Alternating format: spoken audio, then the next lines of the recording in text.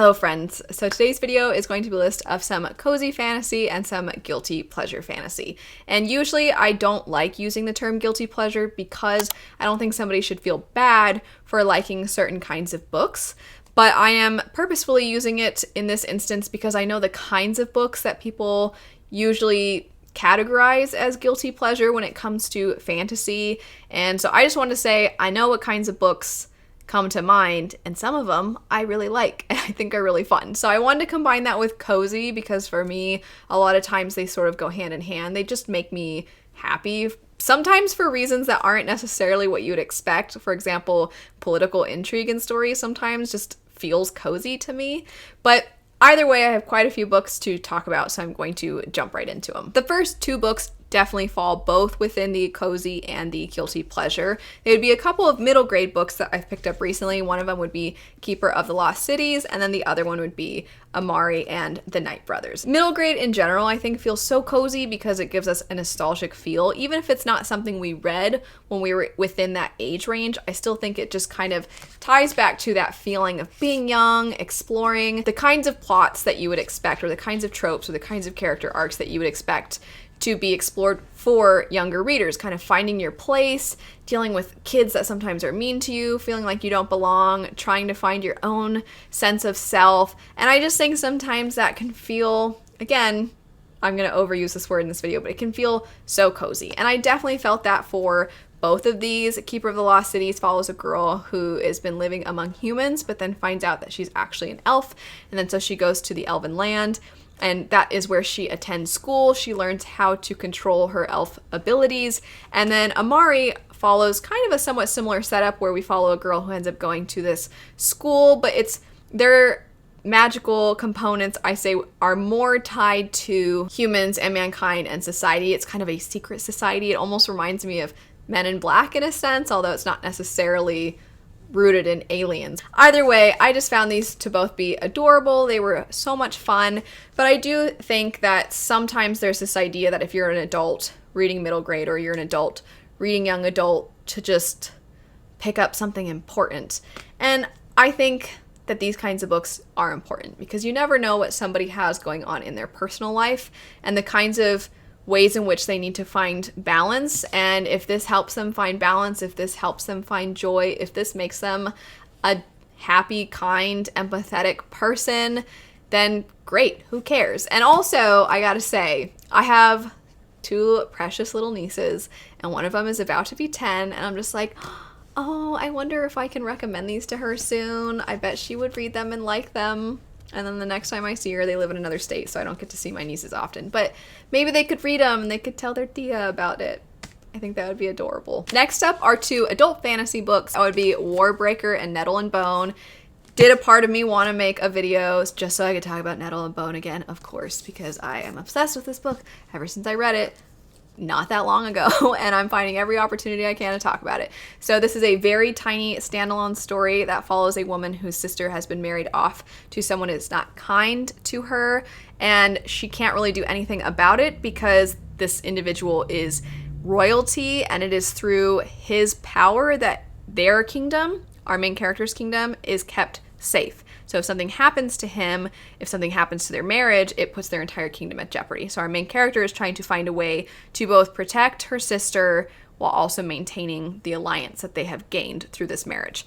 And it definitely feels like a grim fairy tale as it has those somewhat darker themes, but the execution is so whimsical and silly and funny. And there is a dog made of bones and a demon chicken and a woman called a dustwife who's like this witch that can kind of sort of communicate with dead spirits, and a fairy godmother who specializes in curses.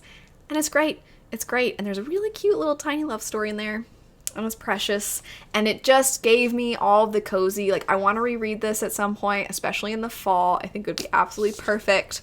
With Warbreaker, I mentioned before, political intrigue always just makes me think cozy because it is the thing that I just imagine curling up with a blanket, being like, oh, what? And like getting all into whatever is happening and the twists and turns. It's not really action, edge of your seat kind of feeling, because that's almost like heart pounding. But with intrigue, there's just something about like being by yourself, but then experiencing all these gasp-worthy moments that I just think is so much fun. But I also wanted to categorize this under the guilty pleasure because Sanderson on his website kind of lets you know, depending on what you like, here's different reasons why it might be good to start the Cosmere here. And I think most of you know what the Cosmere is, but if you don't, it's his shared universe for all of his adult fantasy works. And Warbreaker is categorized as the one that if you tend to like a little bit more romance in your fantasy, pick up Warbreaker. And I definitely think that when there is more romance in fantasy, at least from what I've observed, sometimes it gets kind of a side eye, sometimes it doesn't get taken as seriously, but the character development in the story, the relationship between the sisters, how much they want to help one another, because if you don't know, it follows these two sisters where kind of it sounds similar a little bit to Nettle and Bone initially on surface level. One of them has been married off to this other kingdom. She was not the sister that was supposed to fulfill this task. Her father kind of parent trapped them last minute and decided to send this one sister. She's completely, wholly unprepared. So the other sister decides to go on a rescue mission while the other one is trying to navigate all these things that she has never prepared herself for. There's also a character that doesn't believe in his own divinity, despite the fact that he is seen as a god among men. And he's hilarious. And then there's also a really cool character who you're like, who's this mysterious guy? And I just had so much fun with it. The characters are great. The twists and turns are great. The reveals about some of the characters are fantastic. The magic is just so cool. So it makes me a little sad that sometimes when there is a more romantic, when there's more emphasis on the romance than usual, sometimes it doesn't get taken as seriously. If you don't like Warbreaker, I'm not saying like, it's because you're judgmental. I'm not saying that. There are plenty of reasons why maybe Warbreaker isn't for you. But I just think this falls under the guilty pleasure because of the fact that fantasy romance or fantasy with more romance can sometimes be looked down upon a little bit. On that note, I wanted to mention some books by Elizabeth Lim. So we have Spin the Dawn and Unravel the Dusk, and then we also have, it takes place within the same world, though it follows different characters. We have Six Crimson Cranes. So I made a video about fantasy, like happy fantasy books, and I mentioned Six Crimson Cranes because this one I just think is so much fun. It's a young adult story that follows a young girl who she ends up having this curse placed upon her where she can no longer speak, and if she does, she will have every word she speaks end up killing one of her brothers. And she has 6 brothers and they've all been turned to cranes. So now she's trying to figure out a way to break this curse while also not being able to communicate with other people. And I just felt like it was such a cute arc for the character. I know that premise sounds dark, but the overall arc for this character I thought was great. You see a lot of growth. It definitely leans younger young adult though. So what I was talking about with the middle grade stories, I think this kind of is a great segue for younger readers. I pretty much say that every time I talk about Six Crimson Cranes. It's just so cute though, and there's this little I'll call it an animal companion aspect of the book. And our main character, she's just sweet and such a go-getter, and she's doing everything she can. She's got a lot of energy, but she's got to hold it in as far as not being able to express herself through her voice, so she finds other ways. She also has, this is going to sound very silly, she has a bucket on her head that she can't take off as part of the curse.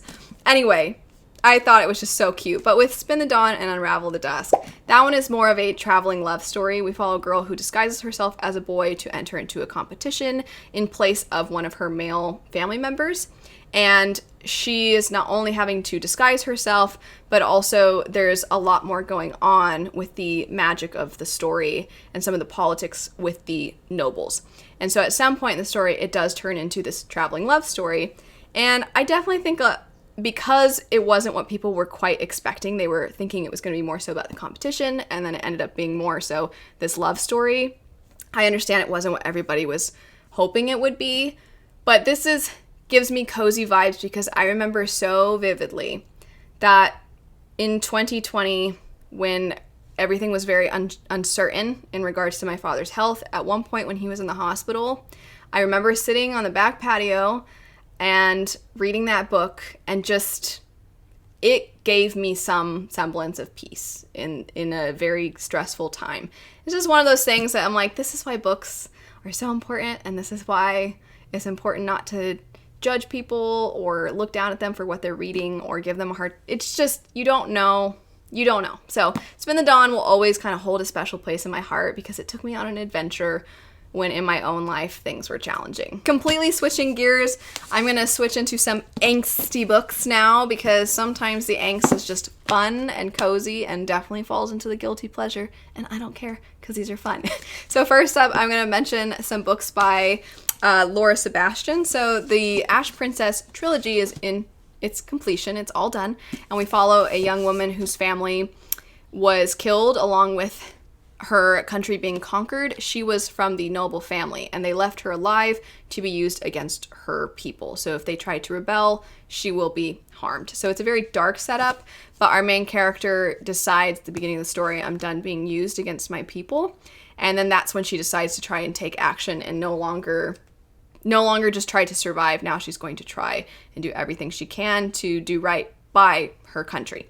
And so this one, though, it has a love triangle. It's very angsty. The villain is a little over the top, and the villains throughout the story can be over the top, but as the series progresses, I would say it gets a lot more political heavy, and it was one of those books that I couldn't put down. I had so much fun with it. Castles in Their Bones, I would say maybe is a little less angsty. It's a little bit more about the intrigue. We follow 3 sisters who are triplets, who were all married to 3 different areas. They've trained their whole life.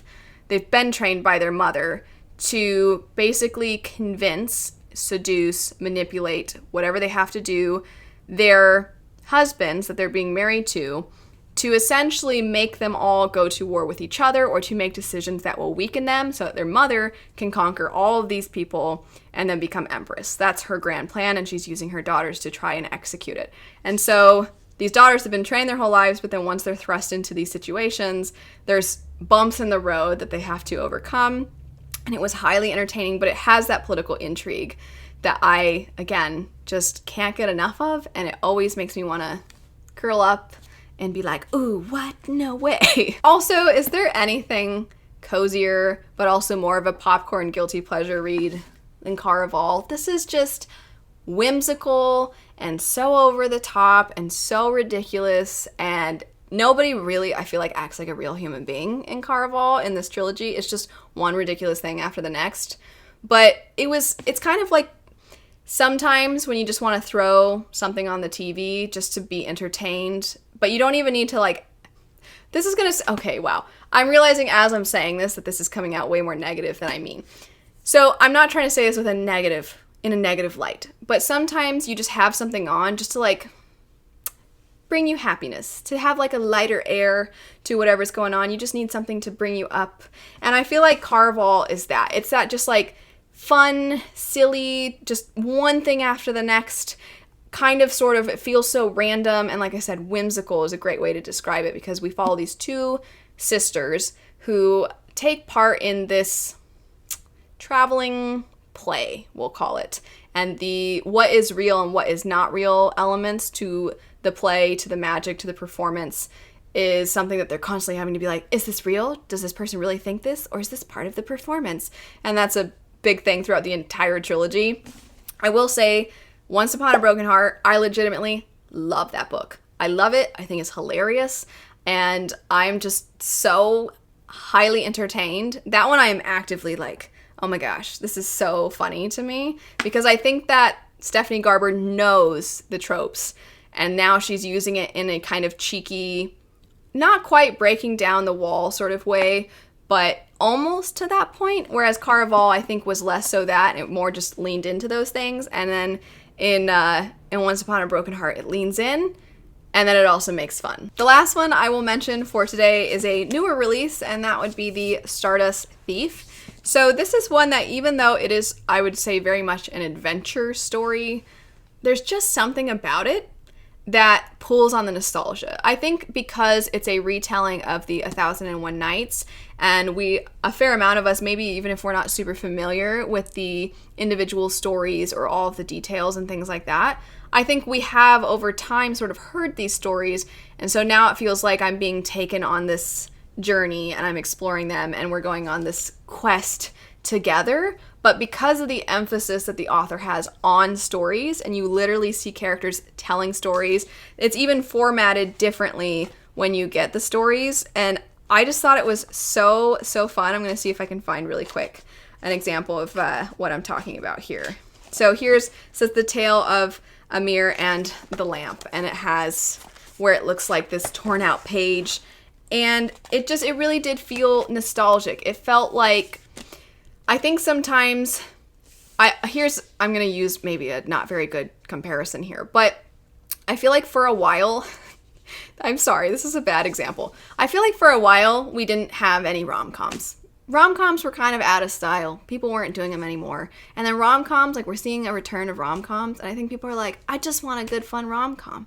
I just want it. It's so good to be back. Or with the movies, especially with 2020, where people couldn't really go out. Now there's this return of the big blockbuster action movie, because it's like, I just want that feel. I just want to go on that adventure. I just want to have a good time. And I feel like this was fun. It was a fun adventure. Fantasy for a while, it feels like, has been in this grimdark state. And we've been really into the super morally complex characters to the point where they're basically villains. And it's really hard to root for them. Or maybe is it because we're actually secretly like, ooh, I can explore my deepest, darkest thoughts through these characters. And we've been also getting the sense of realism. I think especially with the popularity of Game of Thrones, you're like, oh, let's get this really bleak world. And kind of maybe this is more so what I was trying to get at with the return of these big blockbusters, the return of rom-coms, those sorts of things, is that this is a return to just this ragtag group of characters coming together, going on this quest, trying to find this magical item. There's gin, and there's this trek across the desert. You have all of these things, and I just think it's cozy, to use the word of the day here. I hope you have not been taking a shot every time I said it. That's it for some cozy, fun, guilty pleasure type of fantasy stories. Definitely let me know, what do you consider for yourself personally to be a guilty pleasure or cozy fantasy? What falls under that for you? And then what specific books would you list that fulfill those? But anyway, thanks so much for watching. I hope you have a lovely rest of your day, and I'll see you all later. Bye.